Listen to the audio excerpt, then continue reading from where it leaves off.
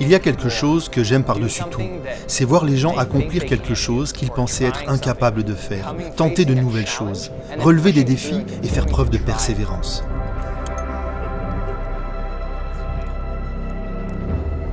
Cela me donne du courage de voir que les gens peuvent être déterminés à atteindre un but. Nous rencontrons des gens qui n'ont jamais fait d'escalade et qui ont peur parce qu'ils ne savent pas comment ils vont réagir en altitude. Nous leur disons « Si, vous pouvez le faire ». Nous les encourageons et nous tentons de les motiver. Ils acceptent alors de tenter l'expérience et après cela, ils sont très heureux d'avoir essayé. Cela me remplit de joie. Ma femme Jessica et moi vivions dans l'État de Washington aux États-Unis. Mais nous avons eu le sentiment que Dieu nous appelait ailleurs. Nous avons prié à ce sujet. Et en étudiant la Bible et en priant, nous avons compris que Dieu désirait nous amener ici. Bangkok est une ville immense. Je crois qu'il y a 12 millions d'habitants. On dit aussi que 2 millions de personnes viennent dans la ville chaque jour pour travailler. C'est une ville très moderne qui compte de nombreuses infrastructures dernier cri.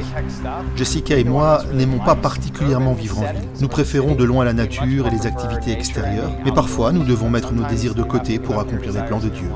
Il nous a amenés ici. Ce n'était pas notre premier choix, mais cela a été son choix, alors nous l'avons accepté. Le centre F5 Challenge Center est un centre d'influence basé à Bangkok, en Thaïlande, qui organise essentiellement des activités liées à la santé. Nous essayons ainsi de tisser des liens avec les gens et de répondre à leurs besoins grâce à des activités sportives. F5 est un acronyme. Faith, foi, Fellowship, convivialité, Fitness, forme, Fortitude, courage et Fun, amusement. Ce sont 5 dimensions de la santé spirituelle, mentale, physique, émotionnelle et sociale. Nous essayons de transmettre un message holistique concernant la santé et de prendre en compte tous ces aspects. En matière de dépression et de suicide, les chiffres sont très élevés. Ainsi, il est particulièrement important de prêter attention aux aspirations sociales et émotionnelles des gens. L'escalade est une activité intéressante pour cela. De nombreuses études montrent que l'escalade est très utile en cas de dépression. Ici, nous avons un mur d'escalade. Les gens peuvent donc venir dans notre centre et pratiquer cette activité. Et quand le temps nous le permet, nous organisons des sorties hebdomadaires. Ainsi, les gens peuvent s'échapper de cette immense ville et faire de l'escalade sur de vrais rochers. Ils peuvent admirer la création de Dieu et profiter de la nature tout en faisant connaissance avec d'autres personnes. Lors de ces sorties, nous passons environ 8 heures ensemble. Cela nous donne la possibilité d'échanger, d'apprendre à nous découvrir, de tisser des liens, de bâtir des relations de confiance. Quand vous êtes accroché sur la pente d'une falaise, à 26 mètres au-dessus du sol, et que la seule chose qui vous permet de ne pas tomber et de mourir, c'est la personne qui est en contrebas qui tient la corde. Cela développe réellement la confiance et le sens du groupe. Quand les gens redescendent, ils sont généralement ravis. Ils nous tapent dans la main et nous disent « C'était génial !» Ils essayent et attendent que les autres grimpent à leur tour. C'est une bonne occasion de discuter avec eux. Certaines personnes nous parlent de problèmes personnels auxquels ils sont confrontés. Et quand ils entrent dans le gymnase et qu'ils pratiquent l'escalade, ils peuvent facilement discuter.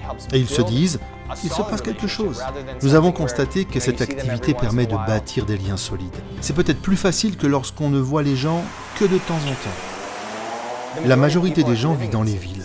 Quand nous avons pensé à devenir missionnaires, nous imaginions que nous allions vivre des aventures dans la jungle. Nous lisions les histoires d'Eric Hare et nous nous voyions en train de lutter contre des tigres et des éléphants sauvages. Et quand Dieu nous a appelés à Bangkok, nous avons pensé « ce n'est pas vraiment un champ missionnaire, c'est une ville ». Mais en y réfléchissant, nous avons compris qu'il s'agissait au contraire d'un immense champ missionnaire.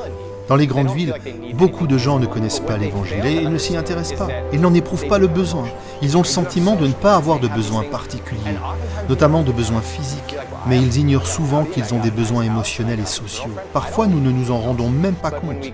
Les gens se disent « j'ai une Audi, une belle maison, j'ai une petite amie, je n'ai besoin de rien d'autre ». Mais quand nous tissons des liens avec les gens, quand nous pouvons partager certaines choses avec eux, ils en prennent conscience. On ne peut satisfaire ses propres besoins que lorsqu'on en a conscience. On imagine parfois que l'on comble nos manques grâce à ce que l'on possède, mais ce n'est pas vrai. Le vide que les gens ressentent peut être comblé par Dieu. Ils cherchent à entrer en relation avec chacun d'entre nous. Quand on travaille avec un groupe de personnes qui ont tout, on va davantage au cœur des choses. Merci de prier pour Brian et Jessica qui œuvrent par la foi dans le cadre de l'initiative Mission to the Cities. Le centre F5 Challenge Center est un ministère de soutien de l'Église adventiste du 7e jour en lien avec Jesus for Asia.